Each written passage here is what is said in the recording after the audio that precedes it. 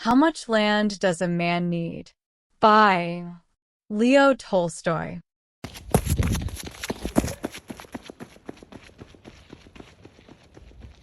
An elder sister came to visit her younger sister in the country. The elder was married to a tradesman in town, the younger to a peasant in the village.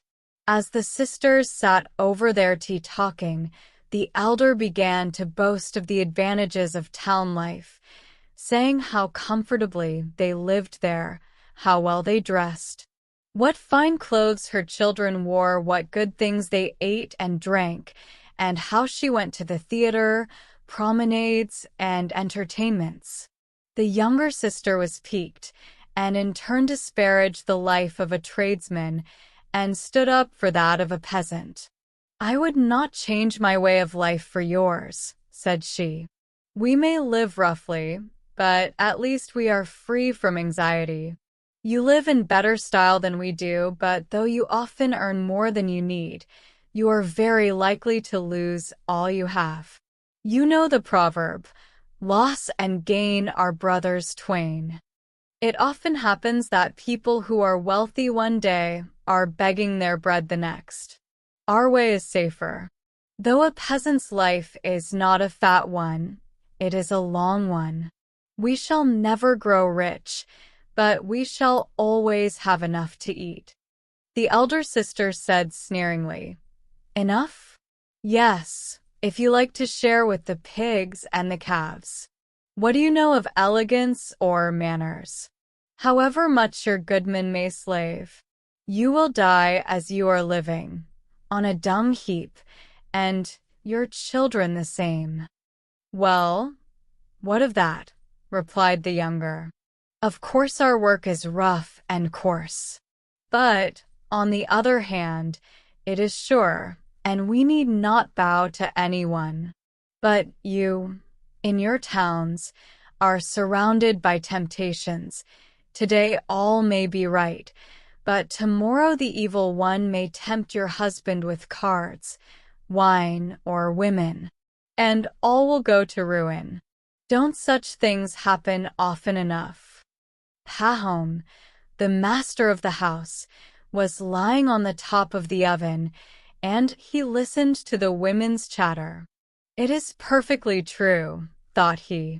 "Busy as we are from childhood tilling Mother Earth, we peasants have no time to let any nonsense settle in our heads.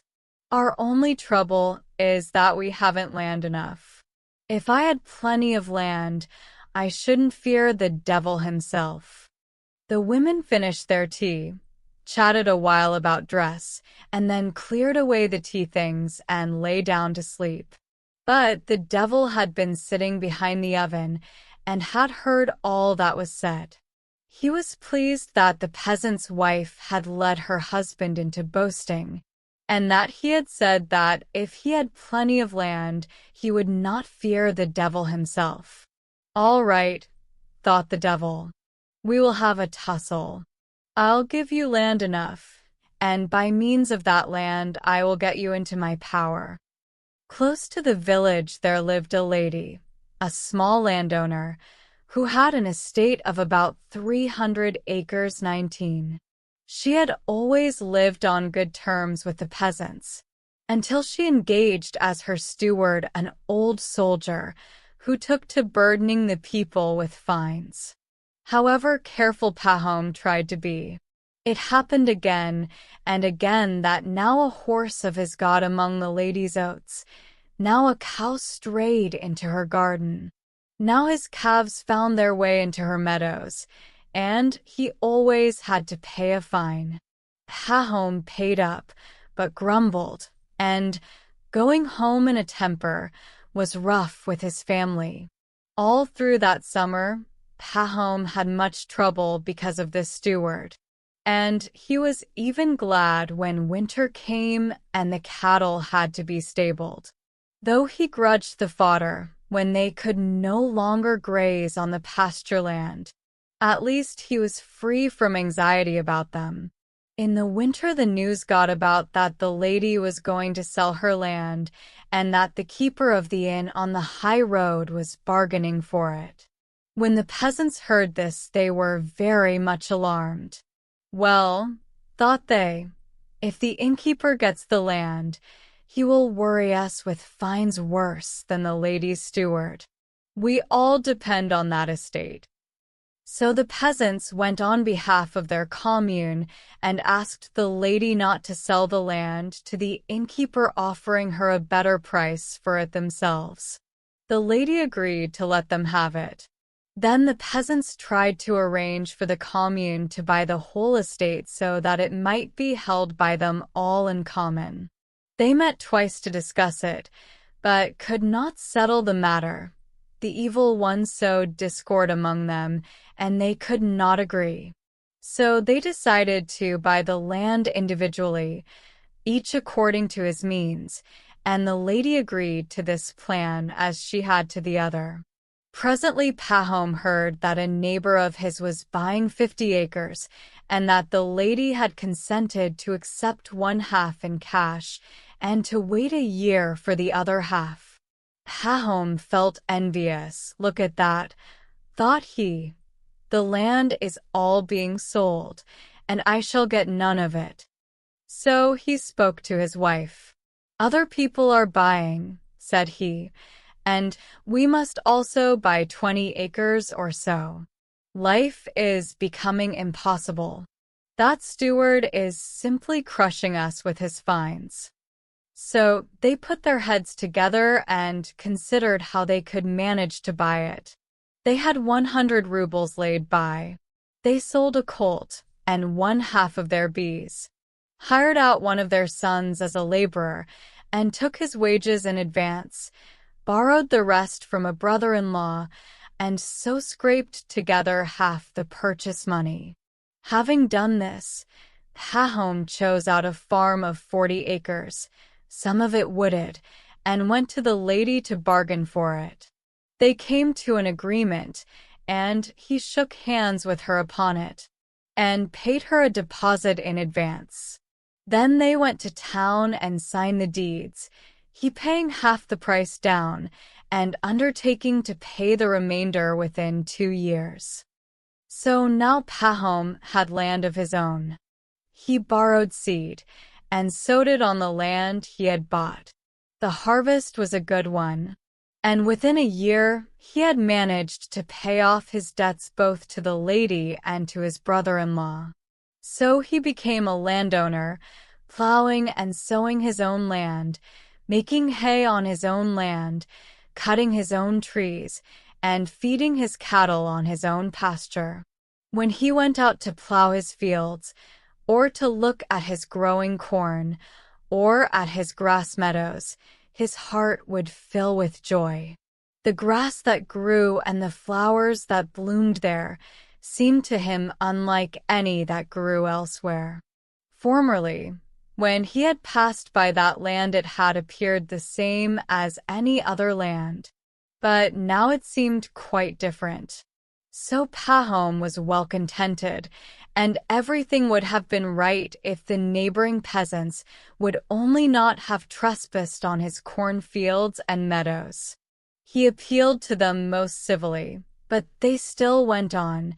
Now the communal herdsman would let the village cows stray into his meadows, then horses from the night pasture would get among his corn. Pahom turned them out again and again, and forgave their owners, and for a long time he forbore from prosecuting anyone. But at last he lost patience and complained to the district court. He knew it was the peasants' want of land and no evil intent on their part that caused the trouble, but he thought, I cannot go on overlooking it, or they will destroy all I have. They must be taught a lesson. So he had them up, gave them one lesson, and then another, and 2 or 3 of the peasants were fined. After a time Pahom's neighbors began to bear him a grudge for this, and would now and then let their cattle on to his land on purpose.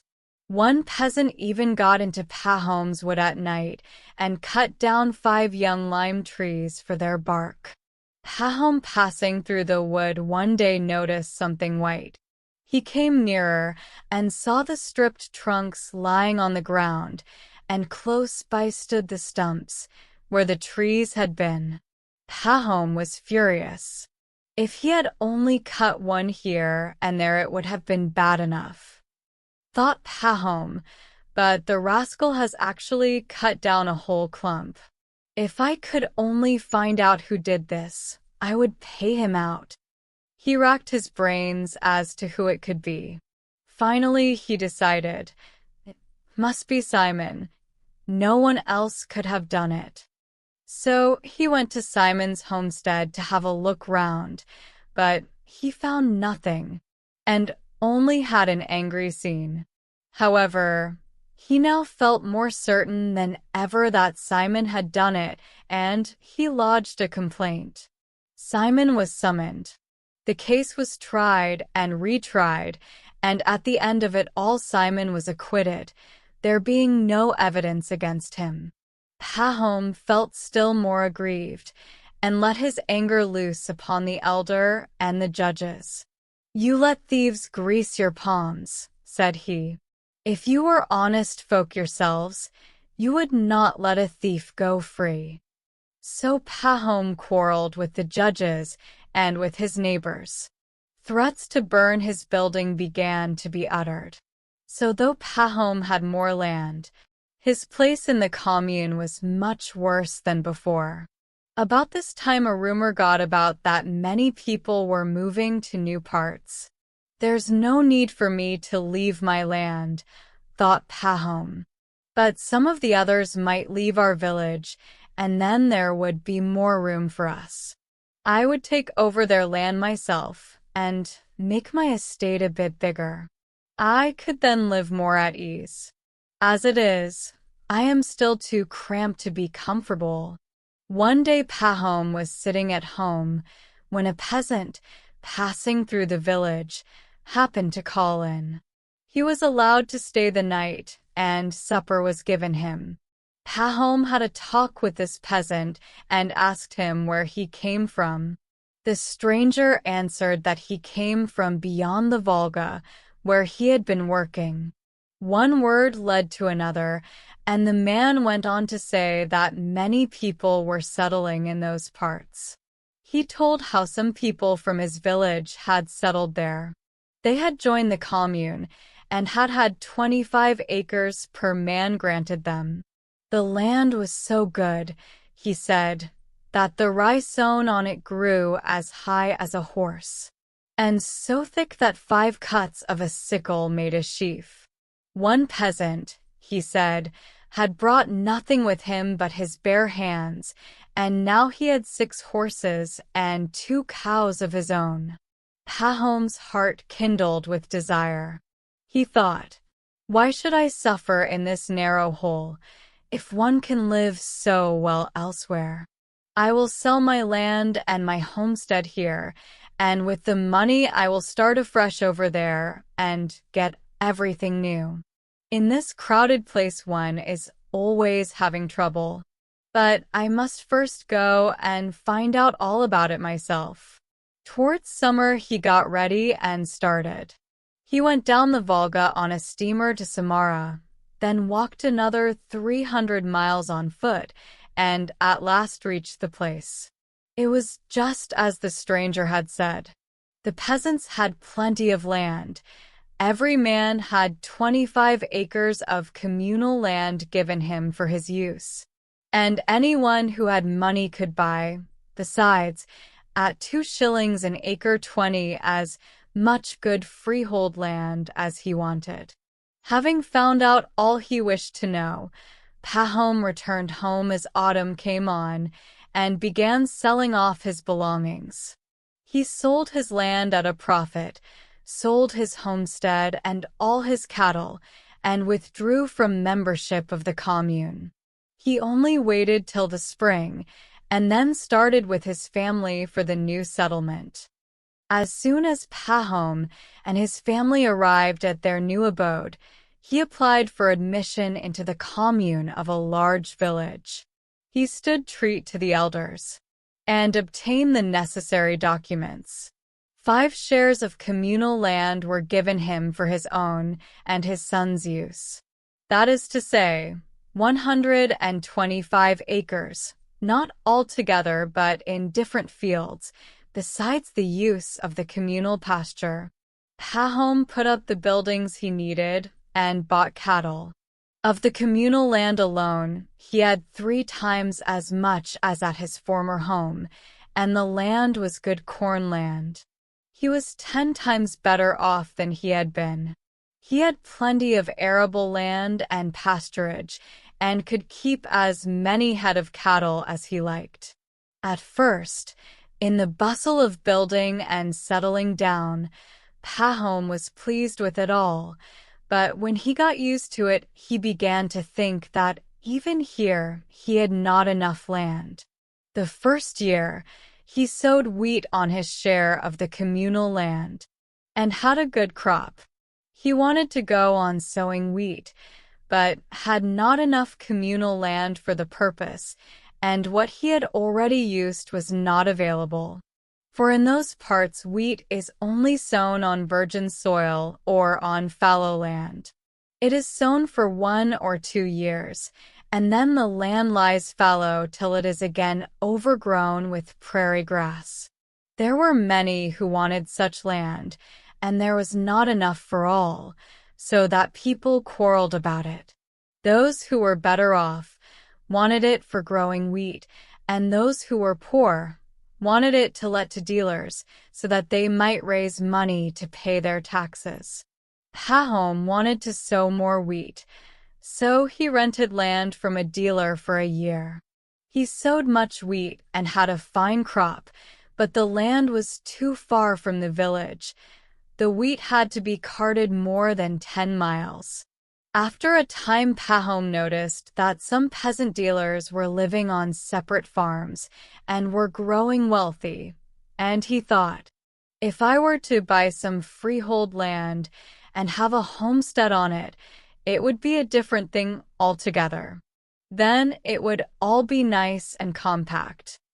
The question of buying freehold land recurred to him again and again.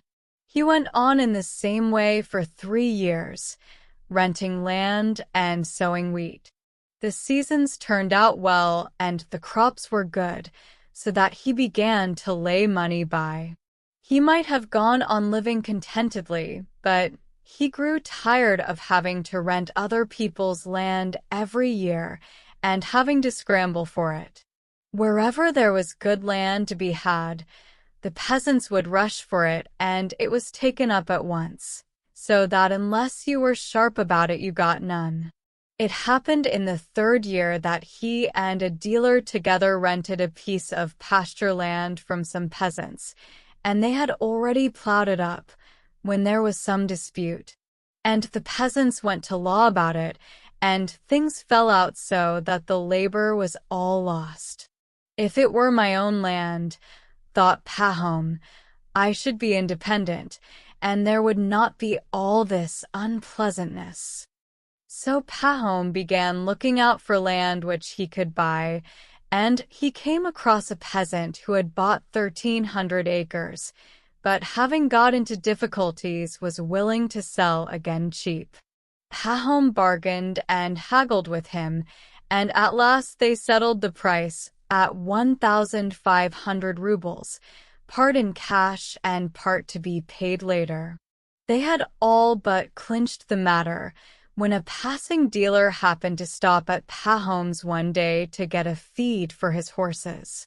He drank tea with Pahom, and they had a talk.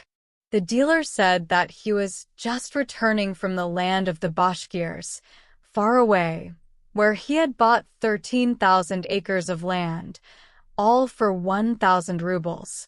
Pahom questioned him further, and the tradesman said, all one need do is to make friends with the chiefs. I gave away about 100 rubles, worth of dressing gowns and carpets, besides a case of tea, and I gave wine to those who would drink it, and I got the land for less than twopence an acre." And he showed Pahom the title deeds, saying, "The land lies near a river, and the whole prairie is virgin soil." Pahom plied him with questions, and the tradesman said, "There is more land there than you could cover if you walked a year, and it all belongs to the Bashkirs. They are as simple as sheep, and land can be got almost for nothing."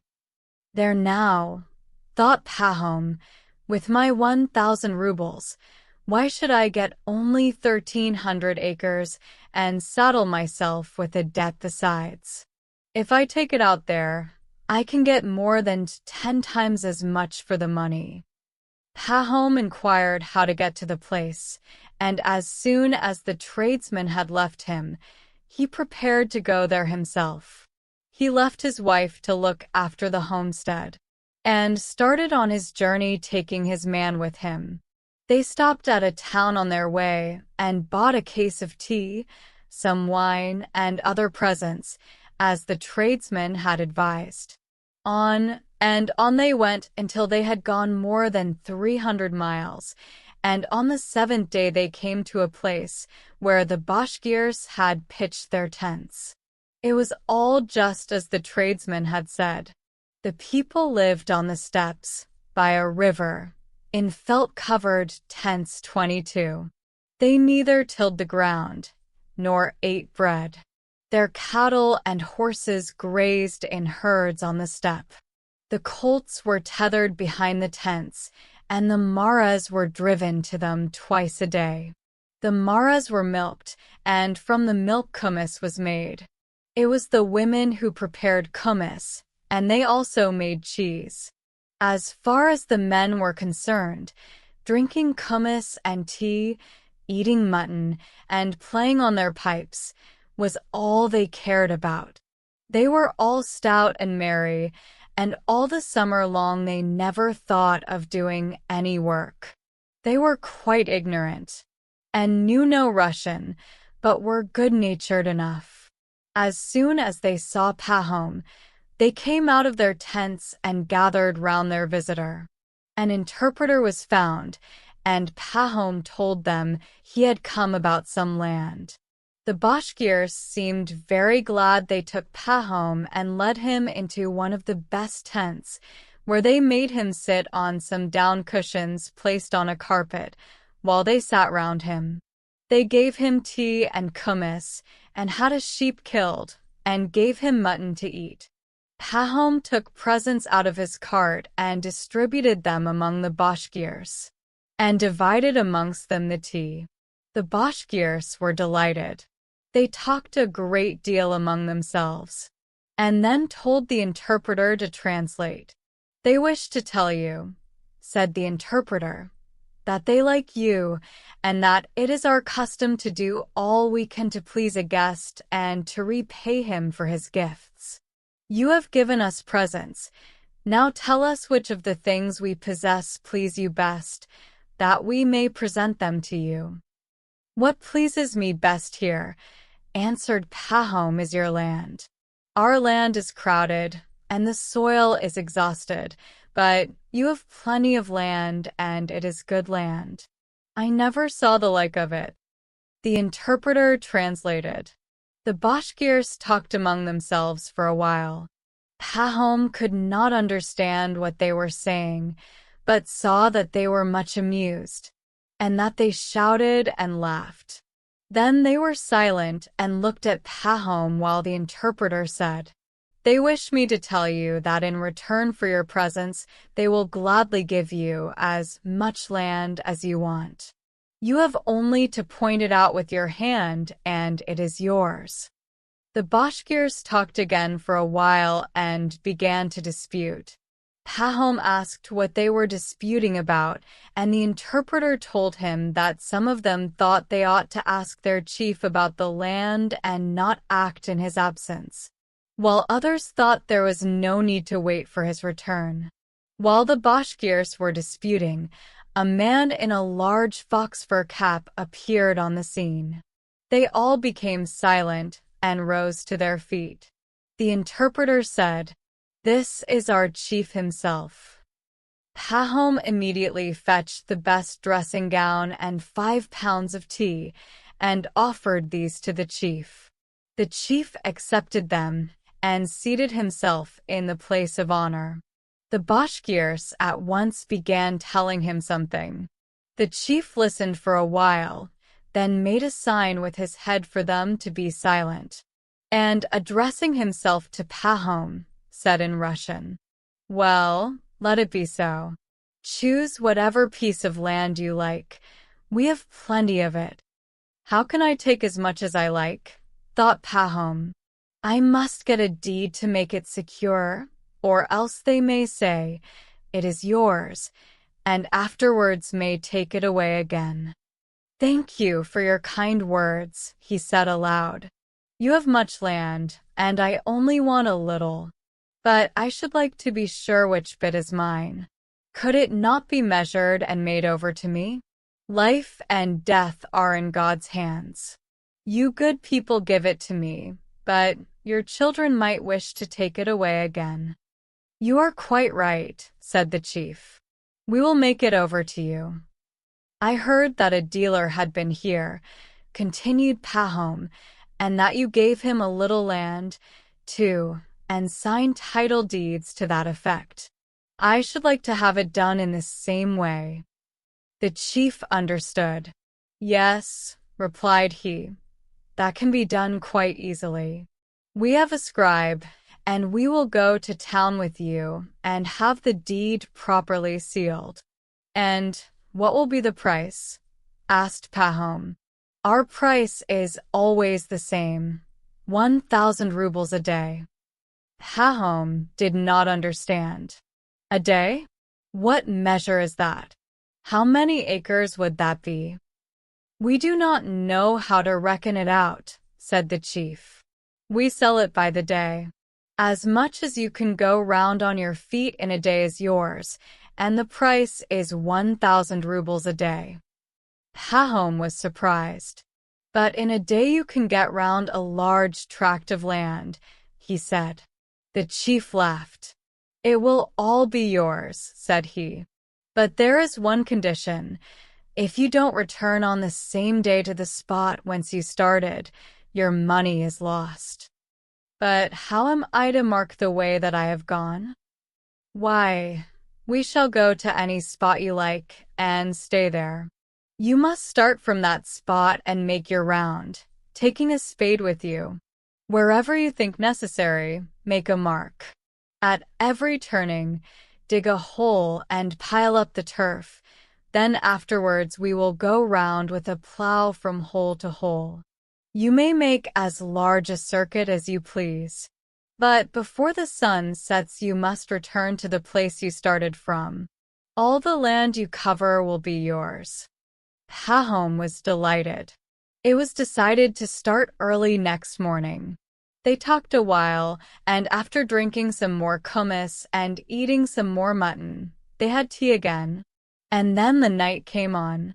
They gave Pahom a feather bed to sleep on, and the Bashkirs dispersed for the night, promising to assemble the next morning at daybreak and ride out before sunrise to the appointed spot. Pahom lay on the feather bed, but could not sleep. He kept thinking about the land. "What a large tract I will mark off," thought he. "I can easily do 35 miles in a day. The days are long now, and within a circuit of 35 miles, what a lot of land there will be. I will sell the poorer land, or let it to peasants, but I'll pick out the best and farm it. I will buy 2 ox teams and hire 2 more laborers. About 150 acres shall be plowland, and I will pasture cattle on the rest." Pahom lay awake all night, and dozed off only just before dawn. Hardly were his eyes closed when he had a dream. He thought he was lying in that same tent, and heard somebody chuckling outside.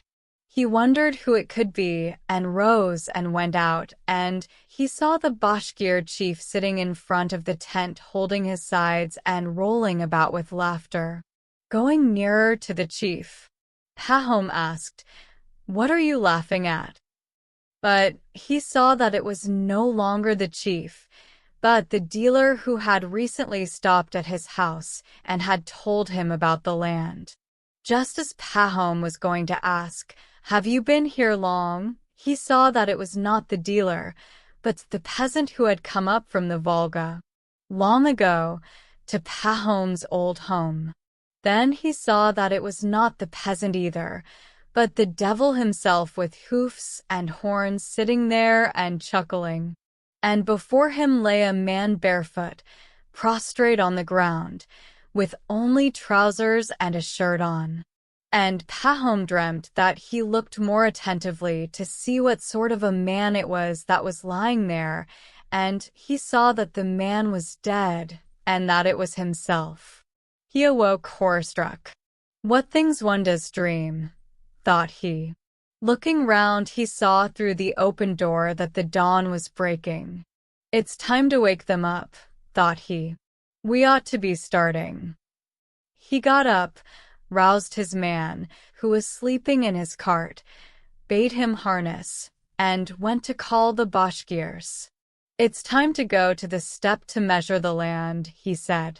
The Bashkirs rose and assembled, and the chief came too. Then they began drinking kumis again, and offered Pahom some tea.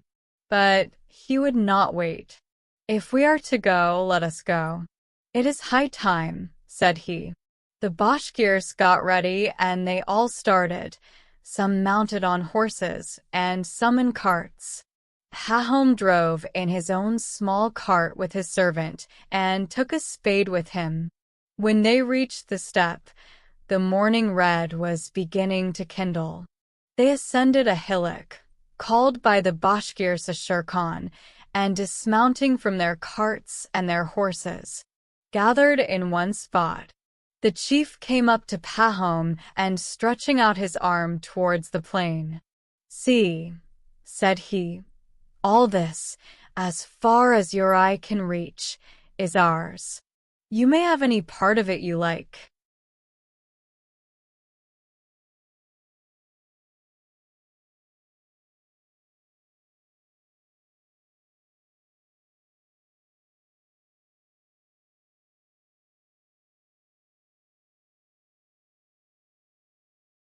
Pahom's eyes glistened. It was all virgin soil, as flat as the palm of your hand, as black as the seed of a poppy, and in the hollows different kinds of grasses grew breast-high. The chief took off his fox-fur cap, placed it on the ground, and said, "This will be the mark. Start from here and return here again. All the land you go round shall be yours." Pahom took out his money and put it on the cap. Then he took off his outer coat, remaining in his sleeveless undercoat. He unfastened his girdle and tied it tight below his stomach, put a little bag of bread into the breast of his coat, and tying a flask of water to his girdle, he drew up the tops of his boots, took the spade from his man, and stood ready to start. He considered for some moments which way he had better go. It was tempting everywhere. "No matter," he concluded, "I will go towards the rising sun." He turned his face to the east, stretched himself, and waited for the sun to appear above the rim. "I must lose no time," he thought, "and it is easier walking while it is still cool." The sun's rays had hardly flashed above the horizon before Pahom, carrying the spade over his shoulder, went down into the steppe. Pahom started walking neither slowly nor quickly. After having gone 1,000 yards, he stopped, dug a hole, and placed pieces of turf one on another to make it more visible. Then he went on, and now that he had walked off his stiffness, he quickened his pace. After a while he dug another hole. Pahom looked back. The hillock could be distinctly seen in the sunlight, with the people on it, and the glittering tires of the cartwheels. At a rough guess, Pahom concluded that he had walked 3 miles. It was growing warmer. He took off his undercoat, flung it across his shoulder, and went on again. It had grown quite warm now. He looked at the sun. It was time to think of breakfast. The first shift is done, but there are 4 in a day, and it is too soon yet to turn. But I will just take off my boots, said he to himself. He sat down, took off his boots, stuck them into his girdle, and went on. It was easy walking now. I will go on for another 3 miles, thought he, and then turned to the left. This spot is so fine that it would be a pity to lose it. The further one goes, the better the land seems. He went straight on for a while, and when he looked round, the hillock was scarcely visible and the people on it looked like black ants, and he could just see something glistening there in the sun. Thought Pahom, I have gone far enough in this direction. It is time to turn. Besides, I am in a regular sweat and very thirsty. He stopped, dug a large hole, and heaped up pieces of turf. Next he untied his flask, had a drink, and then turned sharply to the left. He went on and on. The grass was high, and it was very hot. Pahom began to grow tired. He looked at the sun and saw that it was noon. Well, he thought, I must have a rest. He sat down and ate some bread and drank some water, but he did not lie down, thinking that if he did, he might fall asleep. After sitting a little while, he went on again. At first he walked easily.